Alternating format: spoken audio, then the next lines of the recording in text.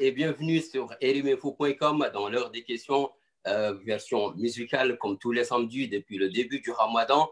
Mais avant de commencer cette émission, je voudrais faire un shout-out à Seydouane qui a su gérer l'émission pendant mon absence. Donc voilà, merci beaucoup, Mr. Swain.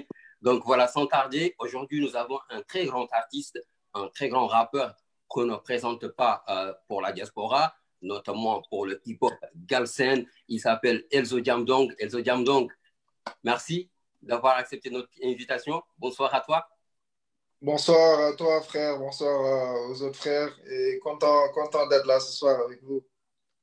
Yes, comme depuis le début de cette émission, version musicale, en tout cas, comme je viens de le dire, ils sont restés fidèles à nous. Il s'agit de Darbhar Moka. Bonsoir, frérot. Bonsoir, bro. Bonsoir, Elzo. Et bonsoir à toute la communauté. Et puis de l'autre côté, on a Mahmoud Cherif. What up, bro? What's up?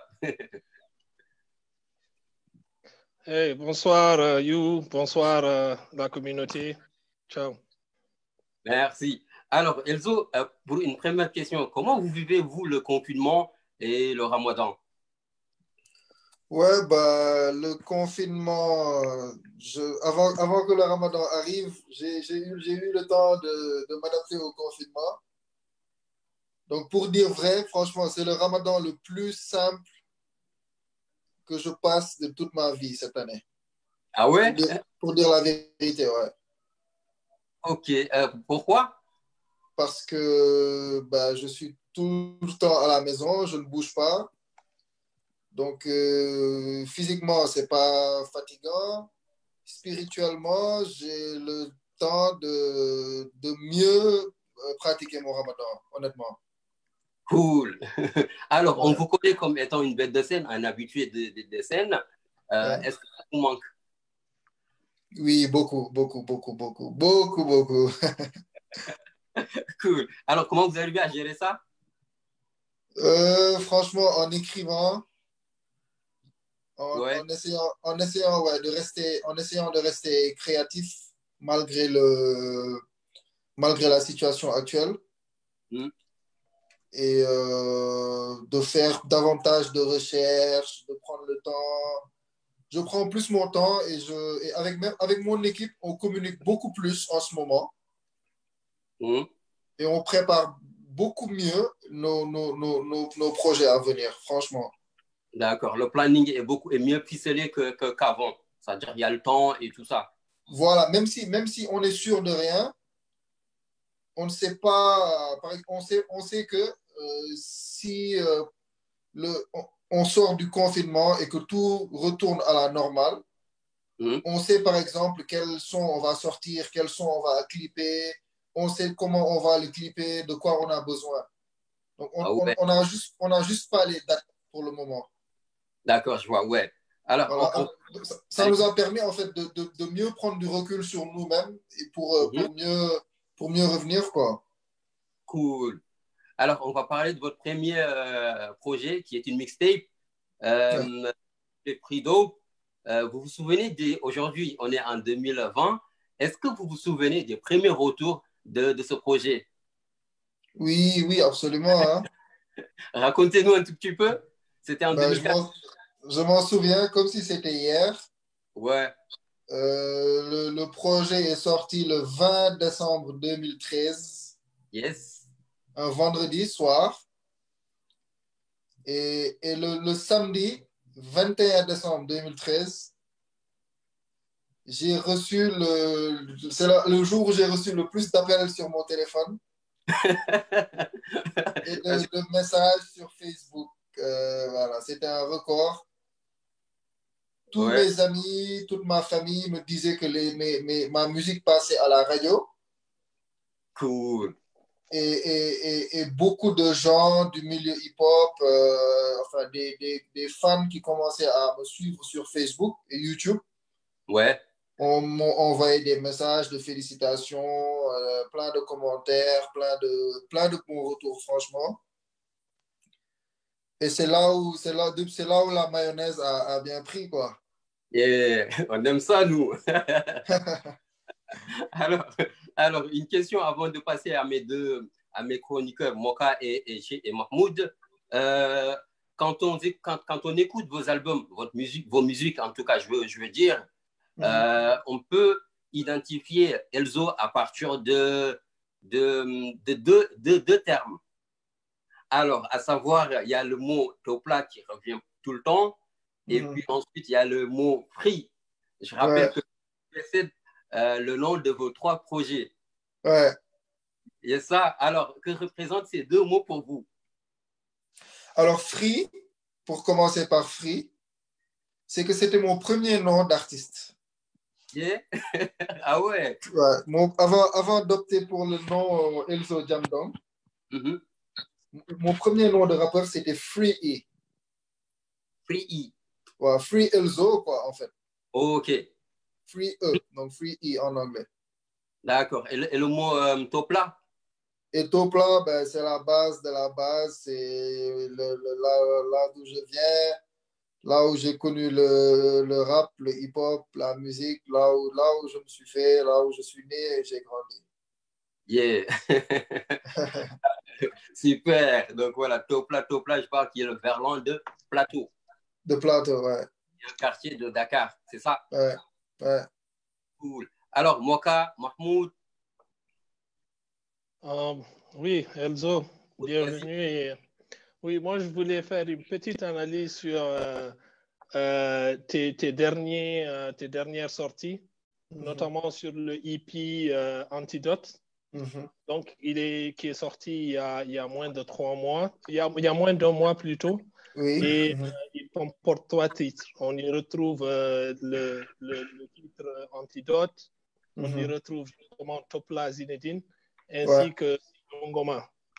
Donc, je vais d'abord parler de la pochette, moi, que je trouve extrêmement parlante. Donc, la pochette, c'est un dessin où tu apparais avec une tenue futuristique, mi-scientifique, mi-astronaute, avec un tube avec du liquide à la main. Je suppose que c'est ça l'antidote. Ouais. Et tu as une fille, Peul, dans les bras, que tu tiens de manière protectrice, et elle sourit comme si tout va bien.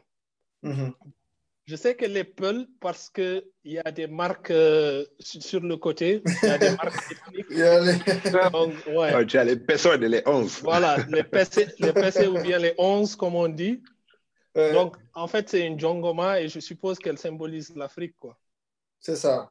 Donc, mon interprétation de la pochette est l'idée qu'il y a un futur brillant pour les Africains et avec comme antidote à nos mots, les mots des Africains, une prise de conscience de la jeunesse et puis le travail, quoi. Exactement. Donc, et on retrouve cette idée futuristique le long de l'EP avec des beats un peu sombres, des éléments électroniques qu'on retrouve dans les sons qui nous plongent vite fait dans l'ambiance, quoi, du futur. Et ensuite, il y a l'idée d'un bon futur pour les Africains avec le son Antidote où tu chantes et tu rappes sur une très, très belle mélodie. Et tu envisionnes un meilleur futur pour les Africains, mais tu exhortes aussi les citoyens à se prendre en main en dénonçant la complicité de nos dirigeants avec ceux des Européens. Exactement. Pour nous maintenir dans le sous-développement. Donc, ça, c'est le premier son. Ensuite, on revient à un rap pur avec le trépidant Topla Zinedine. Donc, où il y a une petite référence à ton ethnie où tu dis là-bas Pulo Dogata. En somme, tu vois, c'est un son ego trip où tu rappelles ta place de boss du plateau, quoi. Madame le technicien Zizou du plateau. Enfin, on revient un peu dans le passé parce que sans le futur, sans le passé, il n'y a pas de futur. Donc, on remonte un peu avec le son Jongoma où tu nous ramènes une vibe afro-cubaine des années 70. Donc, j'imagine que ça, c'est un hommage à ton papa. Tu dis qu'il aime bien le son cubain. Donc, c'est un son d'amour très efficace avec une mélodie têtue où tu t'excuses auprès de la Jongoma en somme, quoi. Donc, en résumé, moi, j'ai adoré les EP. Je trouve que c'est de très bonne facture, mais je trouve un peu dommage qu'il soit aussi court et qu'il n'y ait pas plus de lien que ça entre les sons dans les lyrics. Parce que les beats, il y a un lien, tous les beats sont liés par un style un peu futuristique, un peu électro, mais dans les lyrics, il n'y a aucun lien entre les sons. Donc voilà un peu mon analyse du projet Antidote. Merci pour cette belle analyse. Hein. Alors, il y a des commentaires sur ça? Franchement, très belle analyse. Merci, ça fait vraiment plaisir de voir que voilà, il y a des gens qui non seulement ne s'attardent pas seulement sur les textes ou le flow, mais vont même jusqu'à essayer de déchiffrer la pochette visuelle. Parce que tout ça fait partie du travail artistique en amont qui a été fait avant d'être proposé au public. Et je vais juste rajouter que sur la pochette, en fait, cette fille, c'est la Miss Univers. C'est la Miss Univers qui est de nationalité et d'origine sud-africaine, qui s'appelle Zomzi Tunzi. Ah, ok. Et vu que la dernière Miss Univers, elle est africaine, elle n'a pas de tissage, pas de greffage, elle s'assume avec sa coupe afro-zoulou. En discutant avec mon graphic designer, on a vu qu'il n'y avait pas mieux qu'elle pour représenter aussi bien l'Afrique que la planète, mais en même temps l'univers entier. Parce que elle est Miss Univers, mais bon, elle est Miss Monde, quoi. Et donc, il fallait qu'on l'habille, comme tu dis, qu'on la transforme, qu'on la foulanise un peu, qu'on la rende plus peule qu'elle est. Et donc, ouais, c'est ça, on lui a mis les insignes. Et on a vraiment fait un travail de recherche sur les tissus, peul, du Massina. Oui, on voit même les marques là. Exactement. Et donc voilà, quoi. Il y avait quand même ce côté-là très, en même temps moderne, mais aussi il y avait un message subliminal, le fait qu'elle est africaine et qu'elle est Miss Monde.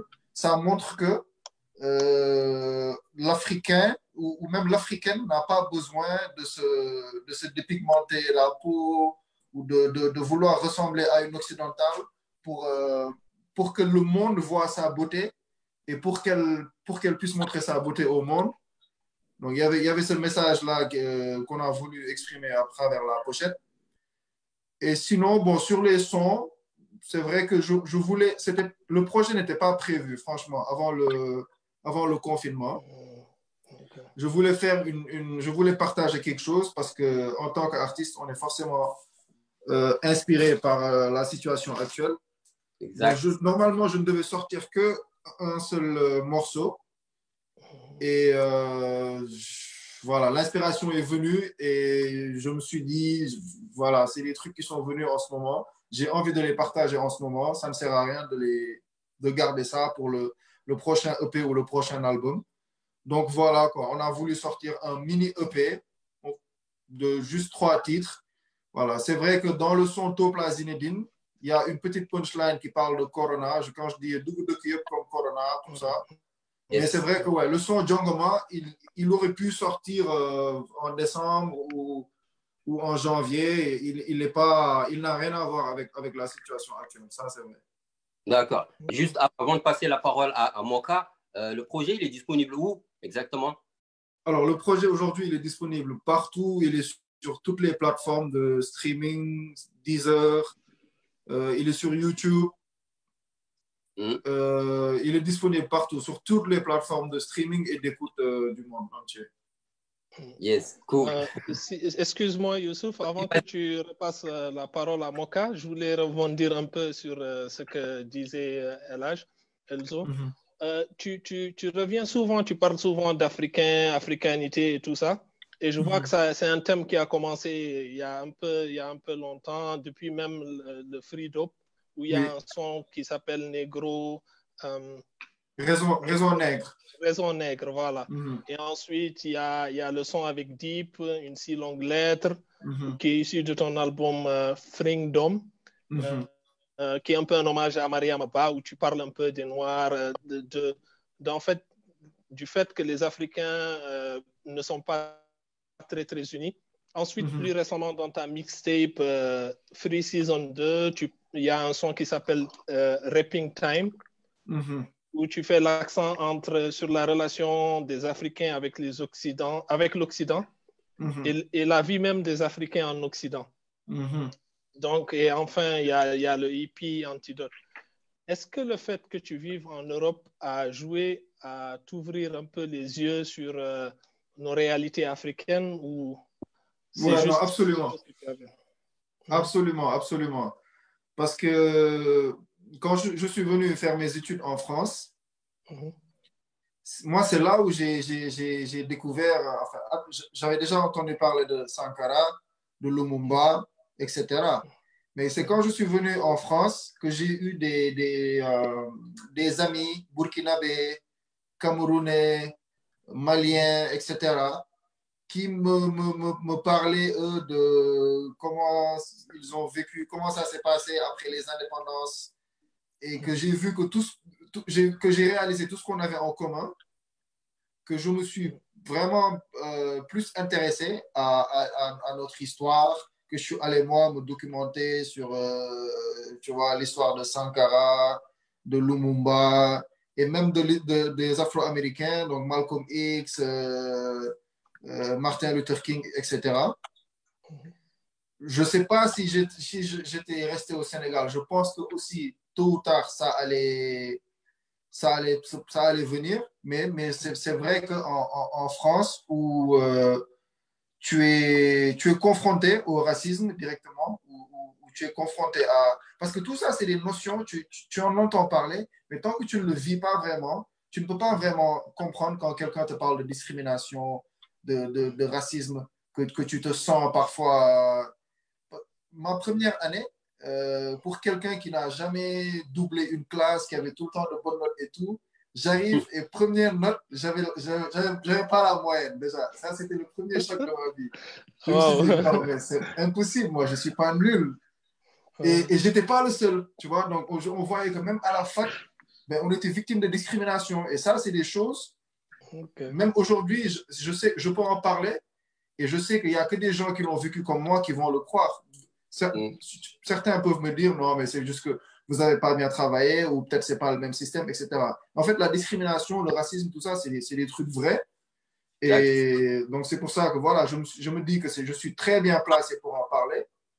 Parce que même si les mentalités commencent à changer, les gens savent que l'Europe n'est plus l'Eldorado qu'on nous faisait croire et que nous-mêmes, et que les immigrés aussi maintenaient, les immigrés aussi participaient au maintien de ce mythe-là, de voir l'Europe comme un Eldorado. Mais c'est pour ça que j'ai voulu faire un morceau comme Rapping Time, où je dis que quand tu es en Europe, c'est comme si bah, tu ressens cette discrimination-là et que tu sens que tu n'es pas chez toi et que tu dois toujours faire le double pour avoir ce que les autres ont en faisant juste ce qui est normal, quoi. D'accord. Et c'est important, c'est des messages en tout cas qu'il faut véhiculer, même si on est en 2020, c'est quand même important de parler de ces messages-là. Donc, Moka, à toi la parole. Donc, ouais, c'est vrai, il est important que voilà, qu'on véhicule ce genre de message. Si on est un acteur public qui s'adresse à la société africaine et surtout aux jeunes, donc il est important. Et le fait de vivre à l'étranger, ça nous donne un regard extérieur, ça nous permet de prendre du recul et forcément on a des notions qu'on n'a pas si on est en plein milieu. Voilà. Alors, j'aimerais justement rebondir sur ce projet Free and Dom. Excusez-moi, j'ai un peu du mal à le prononcer. Tu vas y arriver. Exactement. Freedom. Voilà, Freedom. Donc, il y a exactement que 4 ans, j'ai envie de dire, jour pour jour, en tout cas, 7-10 heures, l'album, il est marqué comme sorti le 16 mai 2016. Aujourd'hui, on est le 17 mai. Je ne savais même pas. Merci. Donc, voilà. Donc, c'est l'anniversaire, là. Voilà, exactement. Happy birthday, Freedom. Voilà. Happy birthday, donc, voilà. Pour moi, Freedom est l'album de la consécration de tout ce que vous avez fait avant. Donc, c'est un album qui est magnifique, porté par des titres comme Asiko Flow, Moment of Silence, ou encore ou le Yola avec un clip à plus d'1 million de vues sur le compte, voilà, sur votre YouTube, qui est yamdonk.tv. Donc, le clip de Yola est un clip studio. Donc, je veux dire par là qu'il y a un clip qui est tourné entre 4 murs. Donc, des plans, des figurants et des images qui rappellent le mariage aussi bien occidental que traditionnel. Le tout en slow motion. Voilà. Ouais. Et vous, sur les plans uniques, on vous voit en train de kicker, chanter le refrain et tout. Donc, justement, j'aime bien cette métaphore qui est faite entre les différentes prises, le slow motion, la normale, bon, je vais dire comme ça, le rap, le chant, le traditionnel, l'occidental, et cela continue jusqu'au figurant. Donc, il y a de nombreux couples mix et tout. Donc, on voit la vidéo a été pensée exactement à l'image de votre son. Donc, alors, justement, en parlant de vidéo, j'aimerais également revenir sur le visuel de Incy Longlettre en featuring avec Deep. Donc, étant moi personnellement un grand fan d'image, de réalisation et de tout ça, donc j'aimerais partager avec vous mon analyse de ce clip. En premier lien, ce que je tiens à souligner, c'est le rapport entre le titre et la durée du son. Le titre qui est un parfait hommage à Mariam Oba et qui s'appelle Incy Longue Lettre, et ce son qui fait plus de 6 minutes, donc il sort un peu des codes classiques. Donc ce son, voilà, ce son, pour moi, c'est pas un son, c'est plutôt, en fait, ce que je veux dire, c'est que pour moi, ce son, ce n'est pas un featuring, c'est deux sons en fait qu'on a fusionnés en un. Et du coup, on sort un peu des codes de la musique classique, à savoir placer des couplets, des refrains et autres. Et donc, on n'est pas non plus sur un son commercial. On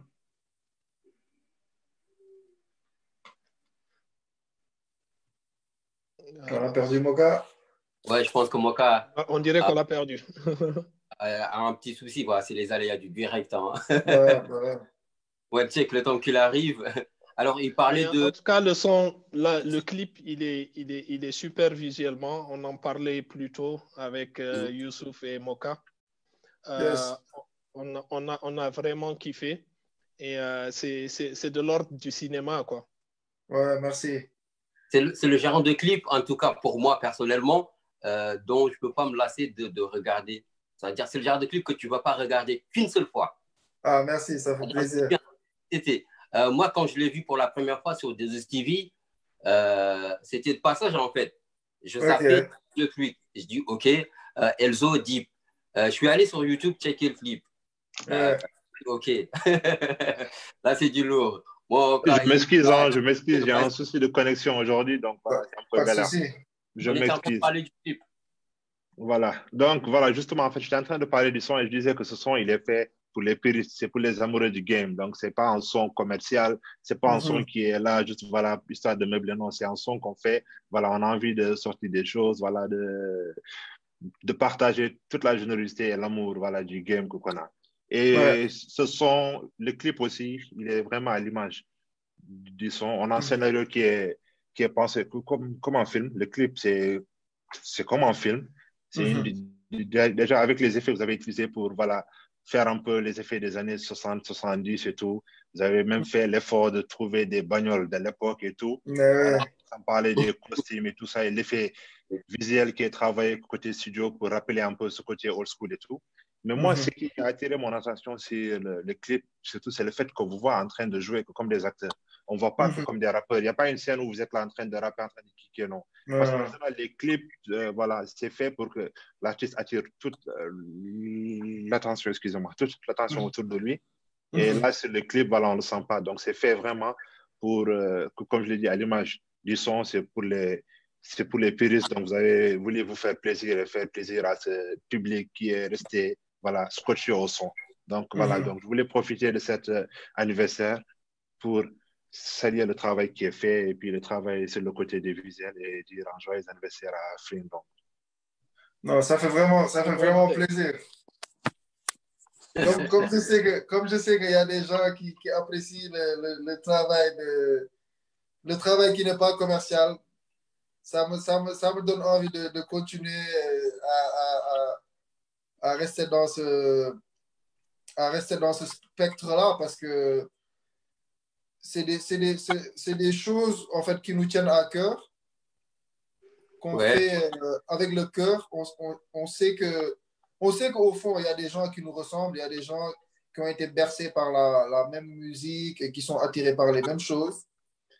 Mais c'est vrai que parfois, quand on regarde les retours qu'on a par rapport à ce genre de travail, par rapport aux chiffres, par rapport au nombre de vues que ça va avoir, par rapport à l'impact que ça va avoir, etc.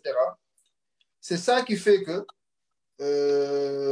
parfois, entre faire des choses aussi poussées, qui vont nous faire plaisir, hein, mais qui vont avoir juste 100 000 vues, et faire quelque chose de très facile, de plus simple, qui va avoir 1 million de vues et te entretenir ton buzz, tu vas te dire que bah, je vais pas me casser la tête, je fais le truc tout simple, etc. Et ego trip, et je maintiens mon buzz. Et comme ça, je continue d'exister, tu vois. Donc je tenais juste à dire que ça fait plaisir de voir qu'il y a des gens qui apprécient ça.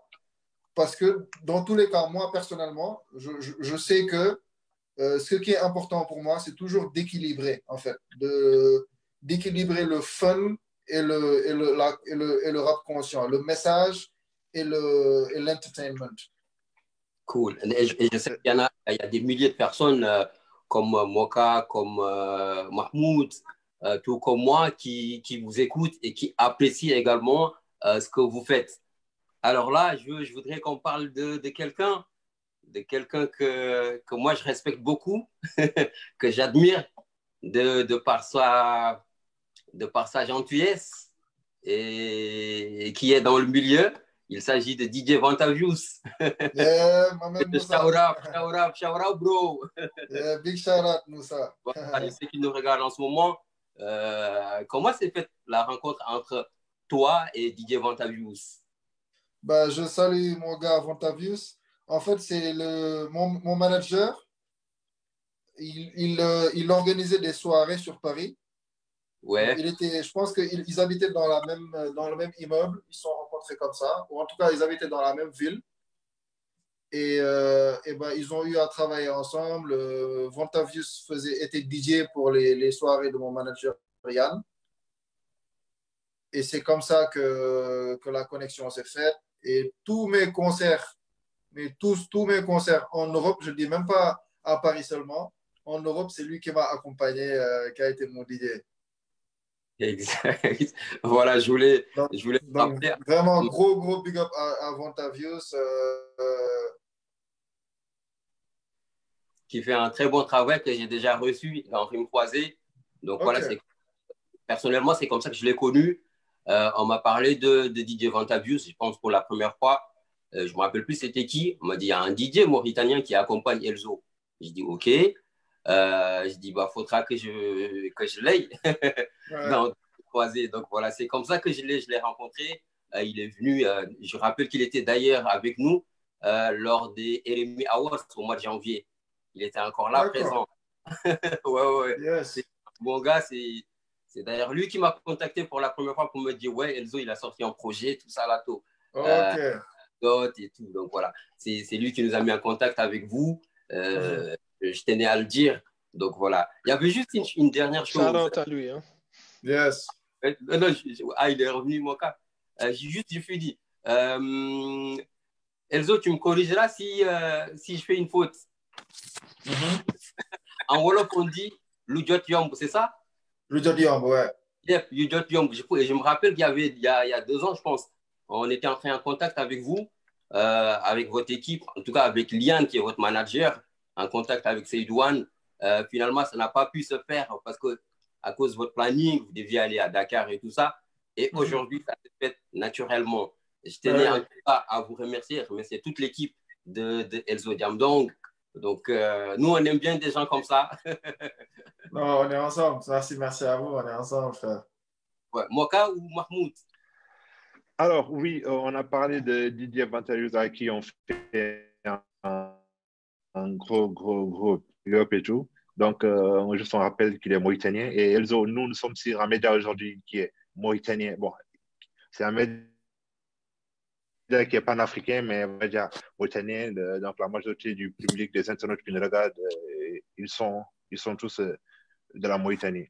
Donc, en parlant de Mauritanie, donc, j'aimerais savoir, avez-vous des projets pour la Mauritanie? Avez-vous une bonne connaissance des milieux rap-rim, comme on le dit chez nous, le rap mauritanien? Y a-t-il des projets de performance, des scènes, des featuring ou autres? Voilà. Bon, je pourrais pas trop en parler pour le moment, mais en tout cas, j'ai très, très, très envie de venir faire mon premier concert en Mauritanie. Ben, non seulement parce que, tu vois, par rapport à Moussa, par rapport à Montavius, on en parle depuis maintenant, voilà, 4-5 ans minimum. Et l'année dernière, malheureusement, j'étais même booké hein, pour venir au festival Salam Alaikum. Et il y a eu quelques petits événements, quelques petits soucis. Et finalement, ben, en termes de sécurité, on nous a conseillé de reporter ça. Donc, j'ai vraiment hâte de pouvoir faire mon premier concert là-bas parce que je sais qu'il y a beaucoup de mélomanes de Jamdong en Mauritanie à ce qui paraît. Tout à fait, tout à fait. Ouais. Il y a une grosse fanbase de Jamdong. Ouais. Comme vraiment, j'ai vraiment hâte. Ah, je sais que s'il n'y avait pas le coronavirus cet été, je pense que ça aurait pu se faire hein, cette année. Mais oui, là, c'est le Covid là, qui est en train de tout retarder. Mais vraiment, j'ai vraiment, vraiment hâte, quoi. J'espère que ça va se faire cette année ou plus tard, début 2021, Inch'Allah. On espère que ça se fera très vite parce que, comme il a dit, vous avez une bonne fanbase en Mauritanie. Donc voilà. Yeah. J'espère que ça va se faire très vite. Ouais, Inch'Allah. Et aussi, les featuring aussi, on espère que ça va se faire très, très vite. Même si vous n'avez pas trop voulu évoquer le sujet, on espère qu'il y a de bonnes choses qui vont arriver. Donc voilà. Si, les featuring aussi, il y en a un ou deux avec qui voilà, on a un peu discuté et Inch'Allah, ça devra se faire. Ah, il a dit, j'ai pas entendu. Il y a un ou deux featuring voilà, qui pourraient plus ou moins arriver bientôt. Voilà, on va retenir ça. Non, ok. Juste par rapport à ce que tu disais tout à l'heure, tu as dit à ton avis, il y a beaucoup de Melomind à Nouakchott, en Mauritanie en général. Donc, Melomind, c'est comme ça que tu appelles les gens qui ont un esprit de mélomane, c'est ça? Ouais. Et c'est le titre d'un de tes sons, Free Dope. Exactement, ouais. Qui pour moi, dans Free Dope, pour moi, c'est ton meilleur titre. Je dirais, bon, je vais dire un de tes meilleurs titres. Comment il s'est construit le titre-là? Comment ça s'est fait? Melomane, ça s'est construit juste... j'avais envie de rapper, hein, tout simplement, rapper... Parce que j'aime bien faire des sons où je ne calcule pas sans refrain, tu vois. Où je kick. Et ouais, hein, je pense que j'avais envie de faire un morceau comme ça, Ego Trip, pour montrer ma technique, faire beaucoup de figures, faire preuve de tout le flow que je peux mettre sur la table. Et ouais, pour moi, c'est un morceau rap. Pour le public rap, ouais, pour moi, c'est un morceau. Je peux dire que c'est un morceau classique du rap galsen aujourd'hui. Ouais, et vraiment, tout y est, figure de style, technique. Et surtout pour quelqu'un qui habite au plateau, qui allait à Aldo dans les matinées, il va s'y retrouver à 100%, quoi. Ah, carrément. Lui, il connaît. Je savais pas que tu étais mon voisin. On en parlera après.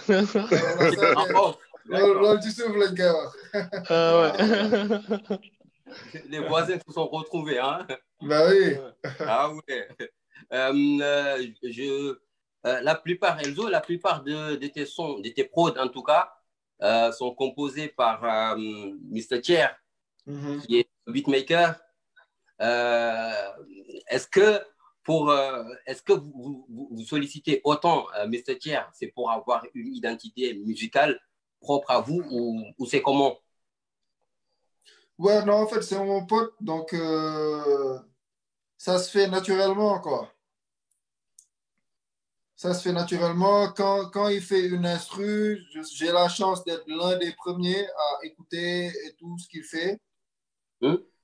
Et du coup, bah, dès que quelque chose qu'il fait me parle, je saute dessus directement. Je mets la main dessus.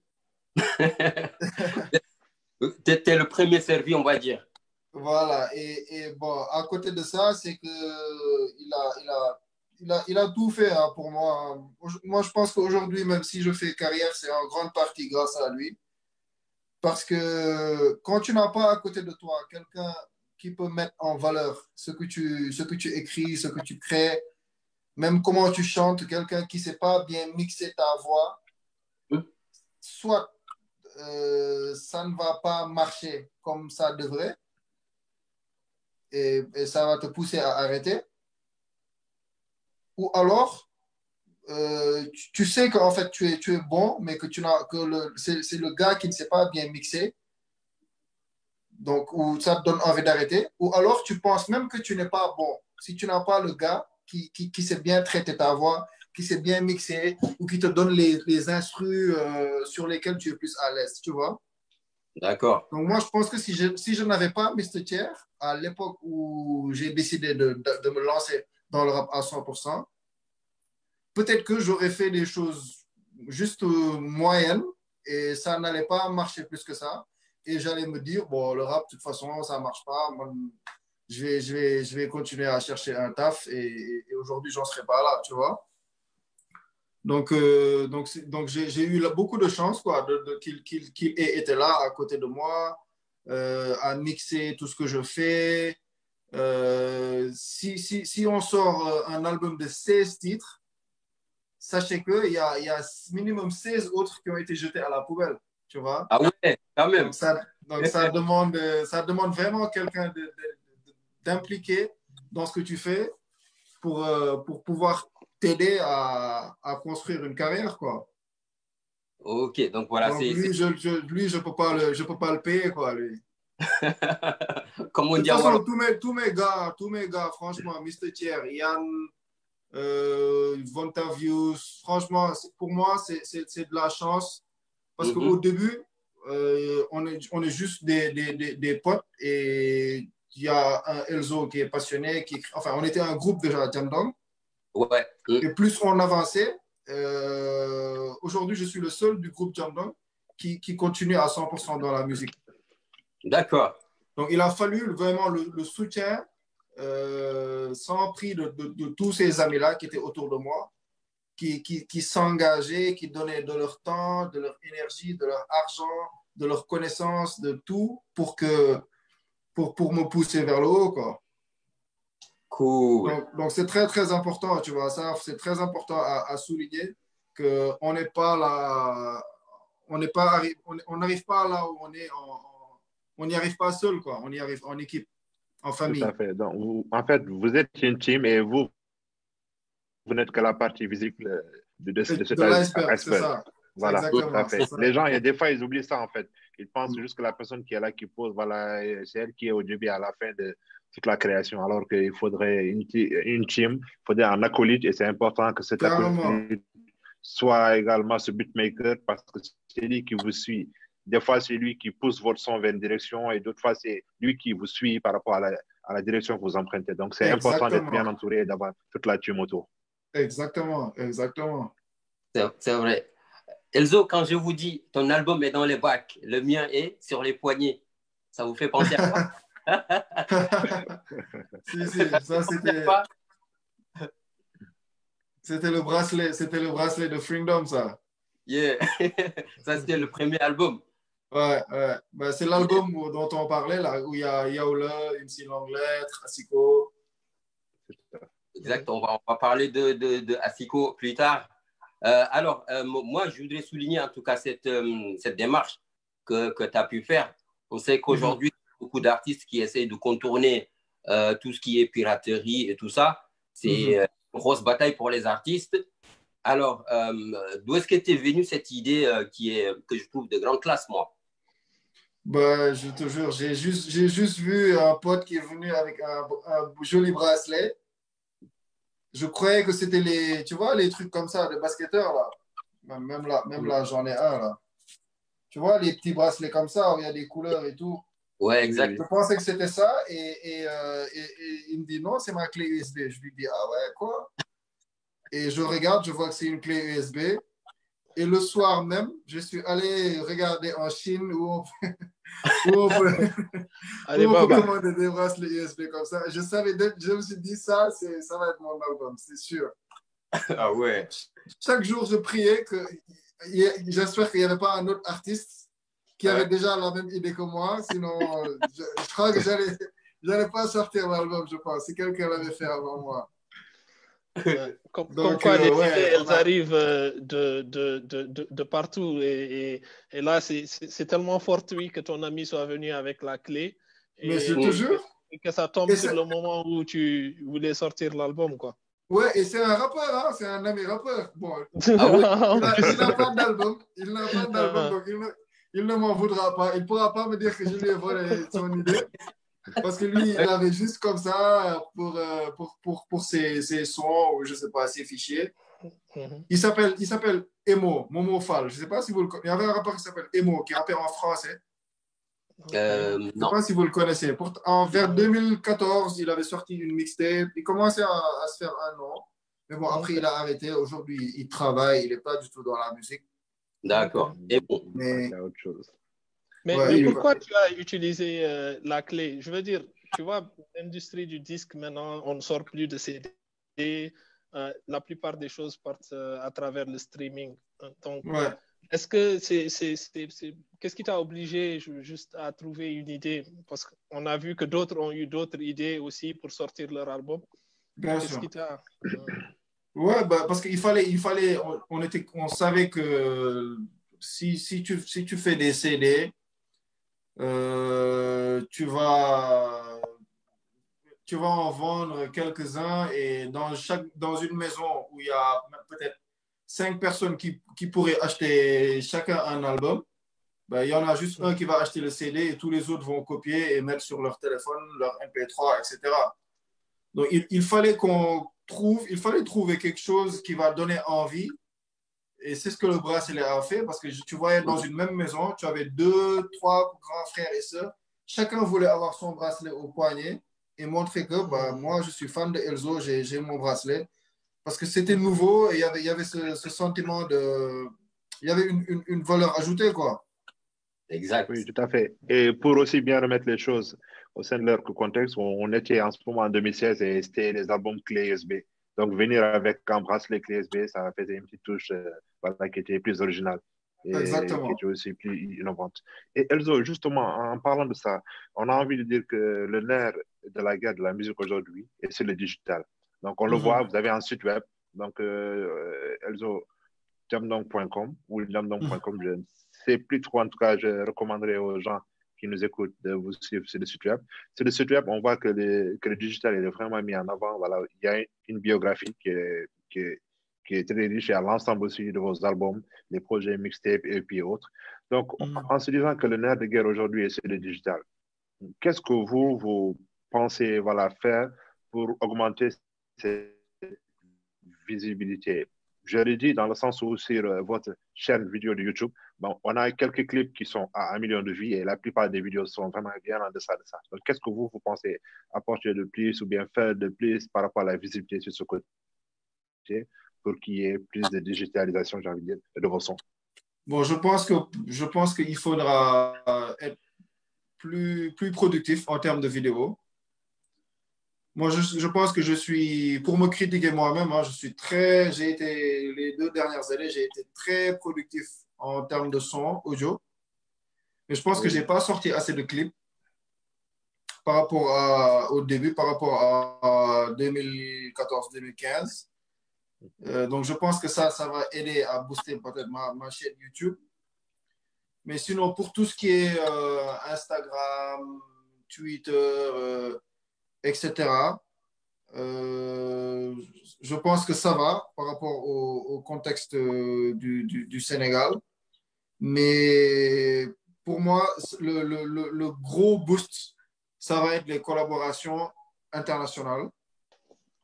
Je pense que pour ce qui est des plateformes, je ne sais pas si tu parles de Spotify, Deezer et tout, Oui, effectivement. où aujourd'hui, les artistes gagnent la plus grande partie de leur argent. Nous, malheureusement, on est dans des pays où les gens qui nous écoutent n'ont pas de carte bleue, donc ils ne peuvent pas avoir accès à ces plateformes-là d'écoute. Donc, ils vont aller voilà, sur YouTube.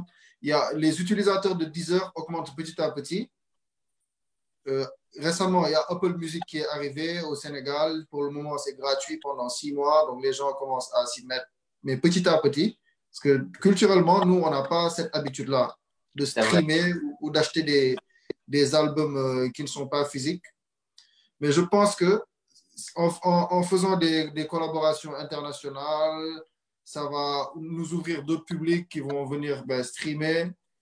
Et par rapport à YouTube, je pense qu'il faudra être plus productif pour faire plus de vues et pour faire mieux vivre ma chaîne YouTube, je pense. Hein. Je ne sais pas si j'ai bien compris la question. C'est exactement ça, oui, en fait. Voilà, je parlais surtout de ce côté-là. Le fait que le nerf de guerre soit orienté sur le digital, tout ce qui est stream, tout ce qui est visuel, les réseaux sociaux, les YouTube et autres. Tout à fait. Oui, non. Là, on parlait de quelques vidéos qui ont eu des millions de vues et tout ça. Moi j'ai l'impression que dans ta carrière, Elzo, tu as eu... il y a des jalons, quoi. Donc, il y a eu déjà le Free Dope, la mixtape Free Dope. Et le son phare de Free Dope, c'était Roy Chimom. Ouais. Donc, ça, c'était la première étape de ta carrière. Ça a fait un buzz. Ensuite, il y a Asiko Flow. Pour moi, Roy Chimom t'a fait connaître au Sénégal. Ouais. Après, Asiko Flow, ça t'a fait connaître un peu plus dans la sous-région et à l'international. C'est vrai. Et ça. Ensuite, il y a eu l'explosion Sai Sai. Ouais. Ça, c'est la vidéo qui a plus de vues sur ton YouTube et tout ça. Donc, d'abord, est-ce que tu es d'accord que pour toi, ça, c'est des 3 jalons de ta carrière? Je suis d'accord. OK. Ensuite, comment tu as vécu ça? Chaque étape, c'était comment? Ouais, chaque étape. Donc, comme je dis, la première étape, c'était Roy Chimom, Free Dope. Donc, c'était la reconnaissance déjà dans le milieu hip-hop. Déjà, j'existe, quoi. Je suis arrivé, j'ai ma place. J'ai posé la première pierre. Après, j'ai confirmé. Je pense que j'ai confirmé en faisant mon premier grand spectacle à la salle de Sorano. Tu vois, parce que j'étais le premier de ma génération à le faire. À faire un grand concert diffusé par la 2STV, un truc officiel, un vrai truc. Et j'ai vraiment fait un vrai spectacle en 2015. Donc, ouais, donc 2016, il y a eu l'album qui est venu avec Asiko Flow. Asiko Flow, ça m'a vraiment fait plaisir parce que c'était mon premier contrat d'édition avec Couleur Tropical Publishing. Donc, le son a été diffusé sur RFI, sur des radios françaises, etc.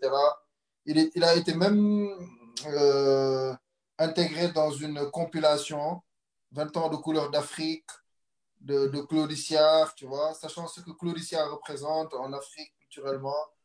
C'était vraiment quelque chose. Il a figuré sur un film qui s'appelle La vie de château, un film français. Ah ouais, quand même. Ouais, Asiko Flow, vraiment, c'était un bon délire. Je pense que, en fait, comme un artiste, tu dois être quand même vrai avec toi et pas juste dès que tu fais quelque chose qui marche, tu arrêtes tout ce que tu faisais et tu te concentres sur ça. Voilà, je pense que un pur businessman m'aurait conseillé de continuer dans ce style-là parce que ben, ça a marché, tu vois que ça a marché et tout. Après, bon, tu attends 2 ans après, tu as Sai Sai qui vient, qui est dans un autre style, qui marche plus que Asiko Flow. Donc, ça te confirme seulement, en fait, reste vrai avec toi-même.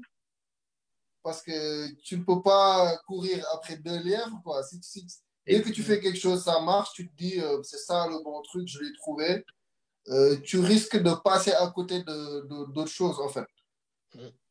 Donc, c'est comme on dit, tu ne peux pas venir, tu creuses un trou lundi, tu trouves pas le trésor. Mardi, tu creuses un autre. Mercredi, tu creuses un autre. Continue à creuser ce qui est, tu vois, ce qui est vraiment vrai en toi. Et aujourd'hui, moi, c'est ce que j'ai toujours fait et c'est ce que j'espère continuer de faire. Sai Sai, pour venir à Sai Sai aussi, tu vois, je ne m'y attendais pas. Franchement, je ne m'y attendais pas du tout. Et ça a été le plus gros succès. Voilà, des pays africains, même jusqu'à Londres, plein de chaînes internationales et tout l'ont diffusé. Et même au niveau du Sénégal, c'est très difficile hein, pour un rappeur d'avoir une chanson où tu es sûr que n'importe quel concert, n'importe quel mariage, n'importe quelle école, au moins tu as un son, tu mets play et les gens vont chanter du début à la fin. Ouais. Donc, tu vois, et c'est fou quoi en fait. Des fois, tu passes du temps à écrire, à faire des trucs et c'est le son dont tu t'y attends le moins qui va faire plus de bruit et qui va te ramener des contrats, qui va te faire booker dans des endroits où tu n'aurais jamais imaginé aller un jour, tu vois. Donc, c'est ça que ça a fait. Et en plus, moi, j'étais même pas là. Ça veut dire que ça c'est sorti. J'étais en France. J'ai fait la sortie de l'album à Paris en juillet. Donc, août, septembre, octobre, j'étais pas là. Je suis arrivé en novembre, décembre. Et j'ai vu vraiment que c'était vraiment le hit. Ça a été le hit de l'année, alors que moi, j'étais même pas là-bas, tu vois. Pour en profiter. Je te jure, j'ai même pas profité. Bon, après, j'ai profité en 2019, hein, je voyais que les gens morts. Chaque fois, j'arrivais quelque part et les gens disaient ça, je voulais leur dire. Non, mais les gars, attendez, man. Je joue, on va conclure avec ça. Et les gens, non, ça. Donc, des fois, j'arrivais dans des endroits, je pouvais le jouer 3 fois de suite et les gens, ils étaient contents. Tu vois, ça saoulait pas. C'est vrai, c'est un son, en tout cas, qui reste dans les esprits. Moi, j'ai encore le. Tu vois, mon ça est là. Tu vois déjà, c'est un vrai tube, en tout cas, un vrai hit. Il faut le reconnaître. Donc voilà, quand ça passe jusqu'à couleur tropicale et tout, je vais revenir sur ça tout à l'heure. Je donne la parole à Moka. Oui, alors Elzo, tout comme Mahmoud tout à l'heure, je vais te partager mon analyse de ton dernier projet Antidote. Donc, il y a un mois, parce que là aussi on est limite à un mois, hein, donc il y a un mois, vous êtes revenu avec un EP Antidote de 3 titres. Ouais. J'avoue que je me suis moi demandé, mais pourquoi dans ce projet on n'a que 3 titres? Mais après ma première écoute, je me suis fait une réponse, auto-réponse. Bon, je vais vous la dire après. Donc, sur ce projet, sur ce EP, là encore, que je trouve qui est très bien pour penser, il est dans un contexte très particulier de cette crise sanitaire mondiale qui se transforme en une crise économique mondiale. Le son Antidote qui porte le titre et qui est en réalité vraiment ce projet-là. Antidote aborde justement ce côté-là avec un regard critique de la position africaine dans ce monde et des interactions qui sont très faussées entre l'Afrique et l'Occident qui remontent à l'ère coloniale. Donc, ce titre est porté par une grosse production avec une boucle sonore très agressive et une mélodie ensorceleuse qui fait qu'à la première écoute, on l'a en tête. Donc, il est aussi porté par un texte qui est très dénonciateur et très engagé. Donc, l'EP est soutenu par les sons. Il y a le Topla, Zinedine et Djongoma. Le premier étant un ego trip qui enchaîne punch, c'est punch, une production électro-sombre avec des mélodies analogiques qui rappellent les jeux vidéo à l'ancienne, et d'où aussi le jeu de mots avec les Zidane et autres, donc on parle de jeu. Là aussi, on est toujours dans un son qui est pensé dans un même et et un seul esprit, c'est-à-dire il y a une logique entre la production, la réalisation et les textes. D'où là, tout à l'heure, quand vous avez parlé du beatmaker avec qui vous êtes vraiment en face, donc on le ressent vraiment sur ce son, du titre, des textes et puis à la musique. Et en second, il y a la touche charme de votre EP. On a eu droit à Gentleman. Alors, il fallait bien que les ladies aient droit à leur jongoma. Donc, une production très sucrée avec une forte influence salsa du Cuba qui en fera valser plus d'une. Donc, pour revenir à la réponse que je me suis faite, je dirais qu'un antidote n'est pas un traitement périodique qu'on prend, par exemple, si on a le palier ou bien autre. Donc, c'est plutôt une injection en une prise ou des injections qui sont bien séquencées. Et dans ce cas, cette EP, elle, c'est un antidote qu'on prend en 3 prises uniques, d'où les 3 titres. Parfait, parfait. Bah, je donnerai cette réponse quand on me demandera quand on me demandera d'expliquer le concept de l'antidote. Ben, c'est ça, hein, c'est exactement ça. Parce que je voulais sortir. Moi, en fait, toute cette situation, ça m'a fait penser à la situation de l'Afrique. Tu vois, pour moi, on vit la situation de l'Afrique avec la précarité, avec les conditions de vie, avec la vulnérabilité de l'Afrique et des Africains. Je me suis dit, en fait, qu'on a toujours vécu dans cette vulnérabilité-là. On n'a pas attendu, nous, le coronavirus. On ne devait pas attendre le coronavirus pour se poser des questions sur notre situation actuelle et sur notre avenir. On ne devait pas attendre le coronavirus pour essayer de trouver des solutions, pour voir où on en est sur le plan sanitaire, sur le plan médical, etc. Donc, je ne pouvais rien dire de plus que les gens ne savaient pas déjà sur le coronavirus. Il faut se laver les mains, il faut tousser sur son coude, il faut éviter les contacts, respecter les gestes barrières, etc. Donc moi, je voulais qu'on en profite. Pour moi, c'est le moment d'en profiter pour voir que, au final, on est le continent le moins touché par le coronavirus. Donc ça montre que on peut s'en sortir. Au final, on pensait qu'on est les plus vulnérables, on est les plus faibles. Au final, on est les moins touchés. On voit que les étudiants sont en train de fabriquer les Africains fabriquent eux-mêmes, le Sénégal en tout cas, fabrique lui-même son gel antiseptique. Et le Madagascar aussi. Des matériels technologiques, high-tech, où tu mets ta main, tu as le produit qui descend, tu n'as pas besoin de toucher, etc. Les étudiants font preuve d'ingéniosité de fou. Les gens font preuve de solidarité. Les médecins dans les laboratoires font des tests, sont en train de se bouger, de prouver qu'en tout cas, on n'est pas du tout condamné à être juste des victimes. Tout à fait. Comme l'histoire ou comme l'Occident voudrait nous le faire croire. Donc, c'est ça que ça m'a inspiré.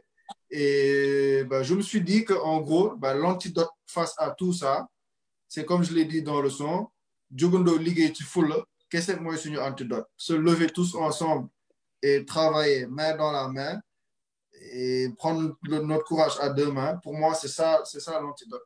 Face au coronavirus, mais face à tous les autres problèmes auxquels on est confronté, même avant le coronavirus, à savoir la corruption, la pauvreté, le manque de démocratie, etc., etc., etc.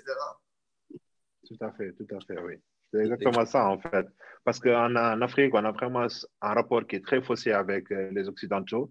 Et il y a toujours cette manipulation, c'est comme le disait un de nos artistes, c'est nègre de service et autres. Donc, le fait qu'on ait eu le corona et qu'on s'en sort malgré les prédictions occidentales qui annonçaient une catastrophe humanitaire en Afrique. Mais bizarrement, non, on est là, on est debout, on s'en sort et peut-être même qu'on s'en sort mieux que malgré moins de moyens, que ce soit technologique, scientifique et autres. Et donc, il était temps qu'on le rappelle et qu'on se dise aussi que si on a pu le faire avec le corona, c'est qu'on peut le faire aussi avec tout le reste. Ouais. C'est exactement ça. Et puis, tout ce que vient de dire, par exemple, Elzo, En général, c'est des choses qu'on a l'habitude d'entendre venant d'autres personnes. Là, quand c'est un artiste encore, ça montre l'engagement de nos artistes africains, en tout cas, de nos jours, qui tient encore au continent, même face au coronavirus, on a vu le combat. Franchement, big up pour ça, en tout cas. Elzo. Yes, I. Yeah. Mahmoud, une analyse, non?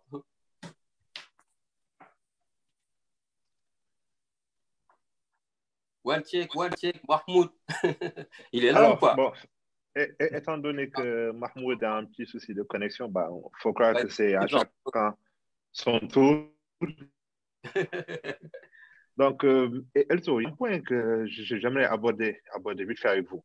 Vous êtes en France, on va dire, vous êtes arrivé en France après le bac en 2006, c'est ça? Et vous avez fait vos études en France et depuis, vous êtes resté en France. Maintenant, le fait que vous soyez resté en France et que vous êtes, disons, vous êtes plus orienté vers le marché hip-hop de Galsen par rapport au marché français. Je me dis que vous aurez bien pu vous orienter sur le marché français à l'image de certains Sénégalais qui le font comme le FA, M. Fall. Et donc, pourquoi vous, spécifiquement, vous êtes resté sur le hip-hop Galsen? Vous avez un son de rap Wolof où vous dites que vous êtes, que vous plutôt, vous n'êtes pas sur le modèle state ou bien sur le modèle à l'étranger. Non, vous êtes sur le modèle à la sénégalaise et tout. Donc, pourquoi avoir fait ce choix de continuer à viser le marché sénégalais avec un hip-hop qui est très Wolof, des textes très Wolof, que d'essayer de voir du côté du marché français? Ouais, bah, franchement, je sais même pas comment je me suis retrouvé à faire plus de sons en Wolof que de sons en français et en anglais. Parce que au début, je n'écrivais pas plus en Wolof qu'en français ni en anglais, hein. Et c'est le fait quand je l'ai fait, j'ai vu que ça me plaisait beaucoup. En fait, déjà, à moi-même, ça me faisait plaisir de savoir que j'ai un niveau en Wolof. En fait, en écrivant en Wolof, je me rendais compte que bah, que je parlais pas mal Wolof, même si je parle en Wolof de Dakarois, de Boytown, hein. Mais j'ai même des amis proches des fois, qui étaient surpris que je connaisse certains mots de Wolof profond et tout. Et bah, ça s'est fait comme ça, naturellement, de fil en aiguille. Moi, je pense que si je n'avais pas arrêté d'écrire en français, je le pense, moi, que j'aurais pu avoir peut-être une place dans le rap français, mais je ne l'ai pas travaillé. J'ai délaissé Avant, j'écrivais bien en français et je n'ai pas un accent de quelqu'un qui est né en France. Je ne suis pas quelqu'un je n'ai pas grandi dans une banlieue, une cité où je peux parler des mêmes choses que ceux dont les rappeurs parlent, les rappeurs qui marchent en France. Mais je sais que ça n'allait pas être une barrière. C'est mon avis, hein. Ça n'allait pas être une barrière parce que je pense que j'aurais pu me faire une place par rapport à mon vécu de Dakar. Et quand je suis venu en France, les quartiers que je fréquentais, je connaissais assez bien comment ça se passait. Si je voulais vraiment essayer de percer, là on ne le saura jamais parce que c'est trop tard. Mais si quelqu'un comme Alpha 520 qui était venu faire un rap entre guillemets de blédard et qui s'est fait une place, etc. Je pense que lui, il a prouvé que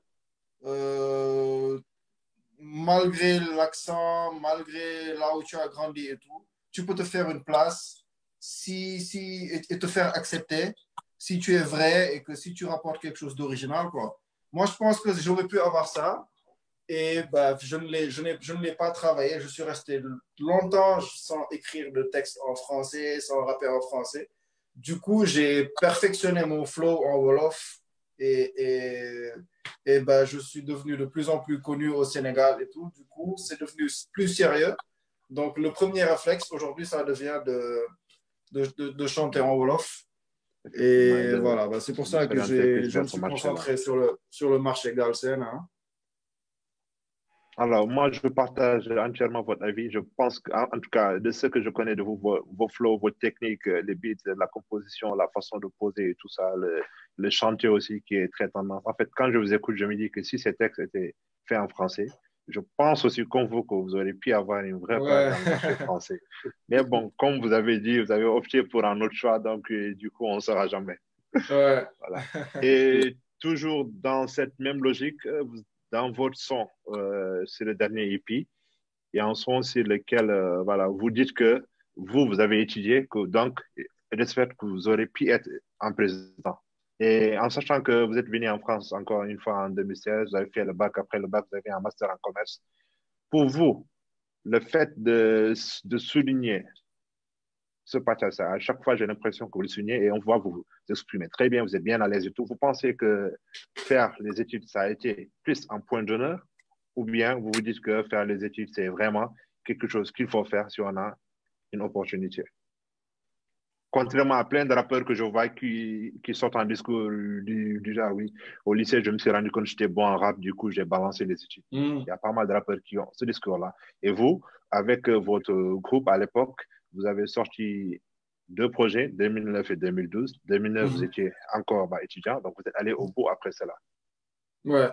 Ouais, bon, pour moi, pour qui a la possibilité, qui a les moyens, je pense que c'est un plus.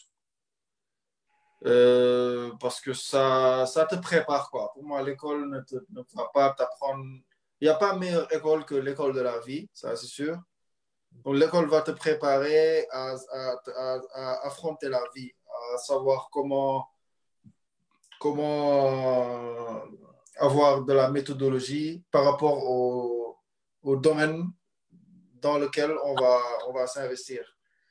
Donc, c'est oui et non, hein. C'est oui parce que moi, je vois que ça m'a aidé dans plein de domaines. Mais je dirais non si quelqu'un à l'âge de 18, 19 ans, 20 ans voit qu'il a une opportunité de commencer un travail, que ce soit une carrière d'entrepreneur ou un autre type de carrière, et qu'il n'a pas besoin de perdre son temps sur les bancs, que s'il suit cette carrière-là, il va devenir un débutant, ensuite il va maîtriser, et ensuite il va devenir un expert, et il va avoir un prix Nobel dans ce domaine-là. Pour moi, il n'a pas besoin de passer par l'école, tu vois. Il y a plein de gens qui ont réussi, qui ont choisi d'être des commerçants, des businessmen, des auto-entrepreneurs. On a vu que d'ailleurs, les gens qui sont devenus le plus riches partout au monde, ce n'est pas des gens qui ont duré sur les bancs. En tout cas, dans l'ère moderne, quoi. Absolument.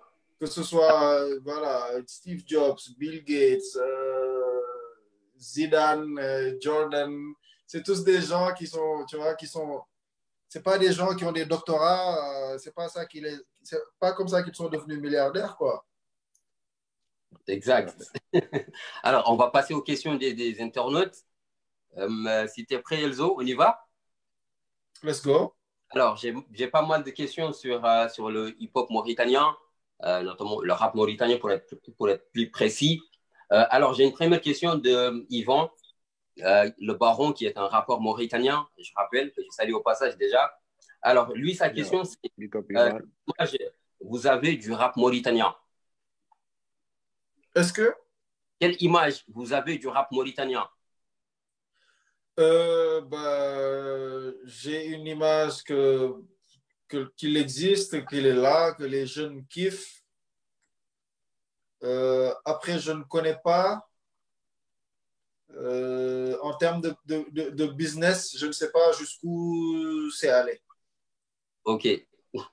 Alors, j'ai encore la même question d'Ismaël Kamara, que je salue au passage, le grand frère, que je salue vraiment de passage.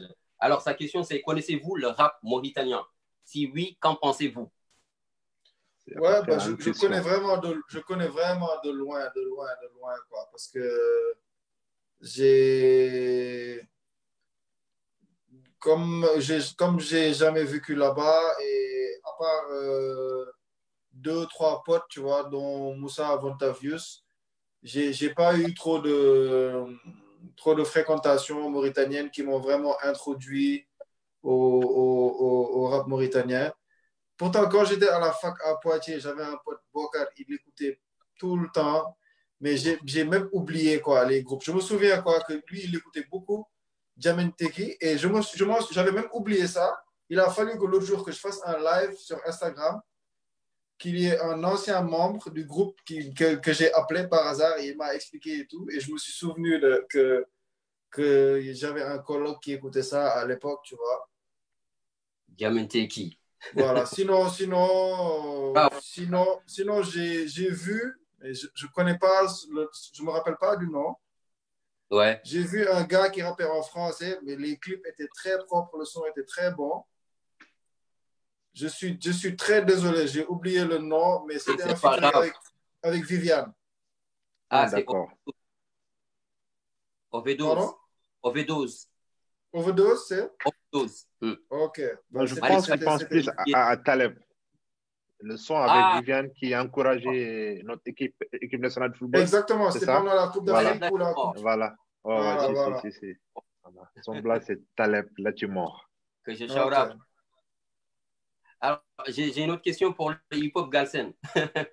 Là, ça peut faire un peu polémique. C'est la question de Africa Kims du Rapum.com qui fait un très gros boulot depuis quelques années.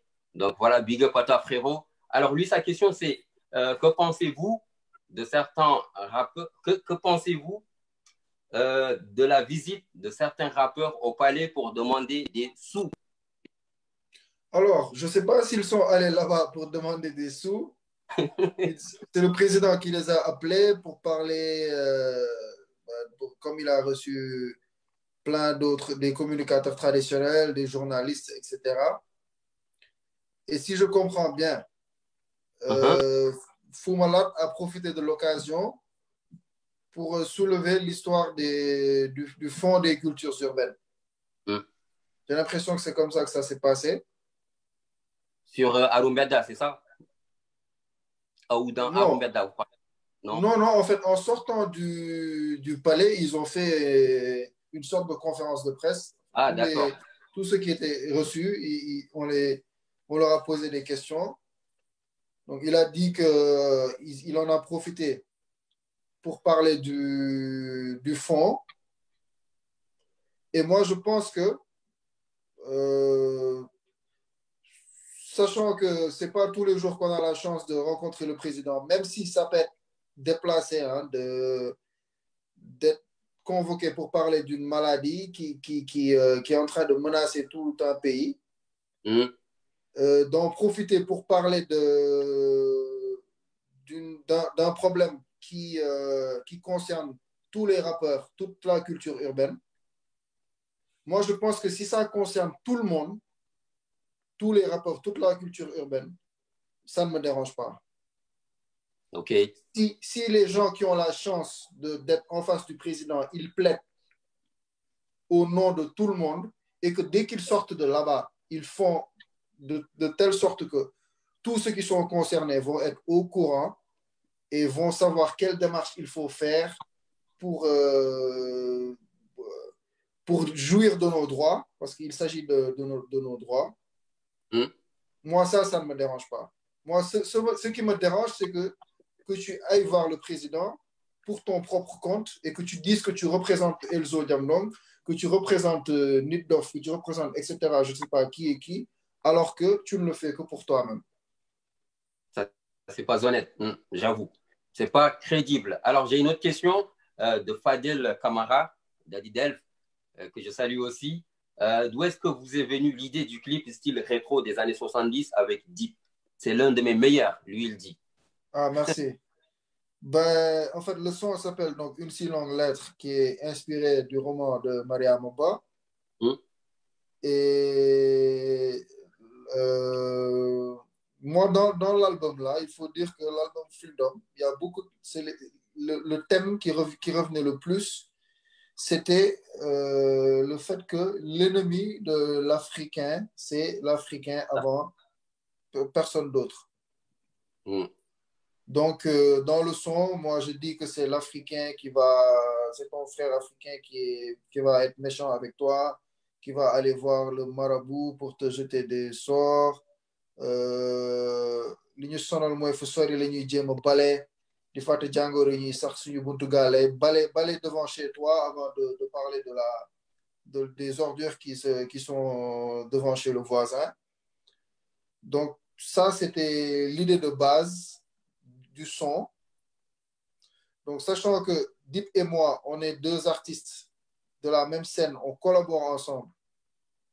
Je voulais que nous deux, qu'on joue à fond le rôle de deux faux amis, en fait, de deux Africains encore, qui se sourient, qui parlent, qui font comme s'ils étaient en train de traiter, alors que chacun veut tromper l'autre. Chacun veut... Comme on dit en anglais, chacun hate l'autre. Chacun hate l'autre, voilà, tu vois. Et c'est ce qu'on a fait. Donc, pour rester sur le truc ancien de Maria Baba, sachant que moi, personnellement, j'aime beaucoup tout ce qui est film ancien de Sembène Ousmane, tu vois, Maria Baba. Et encore plus à cette époque-là, à l'époque de Freedom, le gars, l'artiste qui a fait la direction artistique de l'album, qui m'a donné l'idée de la pochette et tout, c'est un vintagiste. C'est un gars, un spécialiste de pièces de collection. D'accord. Donc lui, il s'appelle, comment il s'appelle encore? Je suis fatigué. Il m'a fait aimer, il m'a vraiment introduit dans tout ce qui est vintagisme, les vestes anciennes. Oui, on le voit, c'est la pochette de l'album qui rappelle le côté des Black Panthers. Black Panther, voilà, etc. Cuir noir, voilà, effectivement. Exactement. Donc, pour rester dans cet environnement-là, on s'est beaucoup inspiré d'un film de Sembène Ousmane qui s'appelle Khala. Oui. Et un film qui parle presque du même thème que nous, notre son, une si longue lettre. Donc, on s'est beaucoup inspiré des personnages de Khala, leur habillement, leur voiture, etc. Et voilà, quoi. C'était vraiment un défi. Et on voulait faire un truc qui sort du commun. Retourner à l'époque de Maria Baba, tu vois, comme si c'était en 1979. Et montrer que tout ce que Maria Baba disait en 1979 est encore valable en 2016 et malheureusement encore aujourd'hui en 2020. Voilà, on va toujours rester avec Fadel qui nous remonte la question de Tanou Lele Tal. Plutôt une remarque. Ouais, tu connais? Oui, en fait, c'est plutôt une remarque. La personne, elle dit que, voilà, qu'on a parlé, vous particulièrement, de Miss Univers et qu'on parle de si longue lettre, donc un hommage qui est fait aux femmes et tout. Et la personne, elle trouve que c'est dommage que sur le plateau, qu'il n'y ait pas, voilà, plus de femmes. Donc, sur ce live. Quel plateau? Ah, ici? Bah, ici. Là. Oui, là, ici. Donc, voilà. Et du coup, bah, c'est une remarque qu'on en prend en bonne note. Et puis, si jamais, voilà, il y en a une qui est intéressé, bah, nous, je pense qu'on est preneur. Voilà, on demande que ça. La diversité, voilà, on prône que pour la diversité. Elzo, on peut revenir un peu, en fait, à la vidéo, et puis, bon, aux vidéos que vous faites. Il y a aussi votre nouveau clip Antidote qui est sorti il y a 3 semaines. Là également, il y a un fort effet visuel et tout. Donc, vous jouez toujours le jeu de l'acteur. On ne va pas en train de rapper et tout. Du coup, je me dis, secrètement, vous n'avez pas, je sais pas moi, je me dis que vous devez être un fan de vidéo, un fan de cinéma et que secrètement, vous avez ce rêve qu'a plus disons, les artistes américains, on va dire, tous les rappeurs, les chanteurs, le rêve, c'est que aux États-Unis, c'est de faire de la comédie, c'est de jouer des films et tout. Donc, est-ce qu'on pourrait s'attendre à vous voir, par exemple, sur une des séries qui marche en ce moment au Sénégal, que ce soit Goldom, Maîtresse d'un homme marié ou autre? Si on vous faisait une proposition, voilà, est-ce que ça vous dirait? Peut-être. Bon, parce que pour dire vrai, honnêtement, hein, j'ai jamais... Il n'y a aucune série que j'ai finie, quoi. Chaque fois, je commence, après, je continue pas. Donc, j'ai pas tout regardé pour bien m'imprégner des histoires et tout. Mais c'est sûr que le jour où on me propose un truc, j'aurais grave envie, ouais. Le jour où on me propose un projet de cinéma qui me parle, j'hésiterai pas une seconde. Je sais qu'il y aura du travail à faire, mais je suis prêt à apprendre parce que je me suis un peu intéressé à l'acting. Je sais que c'est pas du tout simple, mais pas du tout. Non. Mais je sais que le jour où on propose quelque chose qui me parle, j'hésiterai pas. Ouais, ça, j'aimerais beaucoup. On espère que ça va vite arriver alors. On espère. Dans une série. Alors, j'ai une dernière question pour toi, Elzo. La personne nous parle, il s'appelle Ousmane Mbou. Je vais lire la question. Elzo, cette diversité musicale, le rap, le chant, etc., comment vous arrivez à réaliser ces hits et vous arrivez à équilibrer ça? Et pourquoi pas faire des singles slam, reggae dans tes projets à venir? Et pourquoi pas faire des singles? Des singles en slam, reggae dans tes futurs projets, vu que l'identité musicale en colle. Ok. Ouais, bah, moi, j'aime autant le rap que le reggae et j'ai écouté beaucoup de musique, quoi, de mbalar. Parce que moi, chez moi, j'ai mon grand frère aîné. Oui. C'est vraiment, mon père, c'était un vrai mélomane. Et notre grand frère aîné, c'est un très, très, très grand mélomane qui mettait de la musique tout le temps, tout le temps, tout le temps, sans arrêt. Et il écoutait du tout. Il écoutait du rock, de la salsa, de la musique africaine, de la musique congolaise, tu vois. J'ai mes grandes sœurs qui écoutaient beaucoup de musique américaine, Whitney Houston, Madonna, etc. Donc, j'ai vraiment eu la chance, en grandissant, d'écouter plusieurs types de musique différentes. Et c'est pour ça que je suis très... je pense que aussi j'ai une bonne mémoire mélodique. Je ne sais pas si ça se dit, mémoire musicale. Exactement. Parce que des fois, il m'arrive mémoire musicale, oui. Ouais, il m'arrive d'écouter un son que je n'ai pas entendu depuis que j'avais 8 ans. Peut-être que je ne suis pas le seul, hein, vous me direz. Et j'arrive à repasser sur les mélodies avec les précisions et tout. Alors que c'est des trucs, je les ai tellement écoutés quand j'étais petit. Je ne les ai pas écoutés pendant 20 ans, mais quand je le réécoute, c'est comme si c'était encore là dans ma tête. Et ça me le fait souvent, tu vois. Je pense que c'est ça qui se ressent dans le rap que je fais. Parce que chaque fois, la plupart de mes sons, je rappe et le refrain, dans ma tête, c'est comme si c'était un Elzo rappeur qui fait un featuring avec un chanteur, quoi, avec un autre Elzo. C'est pour ça qu'il y a souvent, j'aime bien apporter des mélodies dans mes chansons. Ouais, c'est pour ça que, ouais, voilà, qu'il y a de la mélodie. Et par rapport aux autres styles, bien sûr, hein, j'espère que j'aurai l'occasion de faire des trucs plus orientés, reggae, dancehall, tout ça à l'avenir, Inch'Allah. Inch'Allah. Alors, j'ai une dernière proposition, une question-proposition. Le week-end dernier, nous avons reçu One Seven, Abdou Fall, qui est le boss d'un label mauritanien. Qui ont fait un grand big up. Yep. Donc, lui, il avait une question. Il a aimé le morceau Roy Kimom, je crois, Yai. OK. Yai, le morceau Yai qu'il aime beaucoup. Alors, il voudrait savoir s'il est possible de reprendre le son. Et aussi, on précise, il dit qu'à l'époque, ils avaient envoyé un mail en ce sens. OK. Mais savoir, est-ce qu'il peut le reprendre, le son? Lui-même ou un artiste à lui? Il rappe aussi ou c'est juste un... Non, un artiste à lui, au niveau de son label. Son label, c'est VFC Prod. Bah ça, je vais laisser le management répondre à la question. Moi, ça me ferait plaisir, hein, bien sûr, que quelqu'un reprenne le son. Il voudrait quoi? Les droits? Il voudrait l'instrumental? Je n'ai pas vraiment compris. Je pense plutôt que c'était l'instrumental. Mais ce qu'on peut faire, je pense qu'on va lui dire qu'il vous renvoie un mail en ce sens et vous allez échanger. Avec plaisir, ouais. Voilà, c'est ça. Comme vous avez les contacts de Yann, il peut le contacter pour mieux lui expliquer. Et ça me fera plaisir, hein, moi, que quelqu'un reprenne le son. C'est pour la culture. Hein.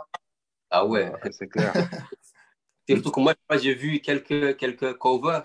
Ça doit être Roy Timom, c'est ça? Roy Timom, ouais. Ouais, j'ai vu quelques covers sur YouTube. C'est pas mal, hein? En tout cas, Si, pas mal du tout, ouais. Ouais, des covers. Alors, Elzo, à quoi on peut s'attendre dans les prochains jours, mois?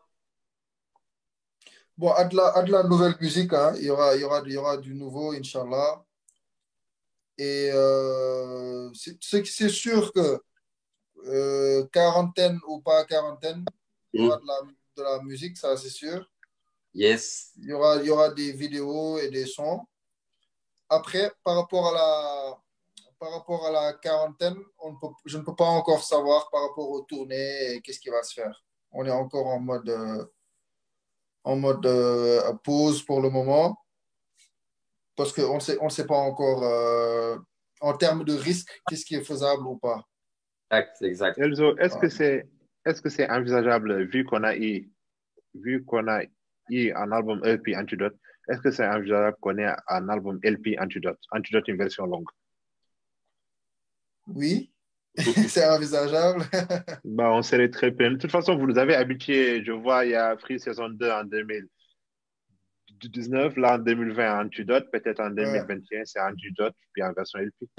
Inch'Allah, Inch'Allah. Je note l'idée. Ah oui,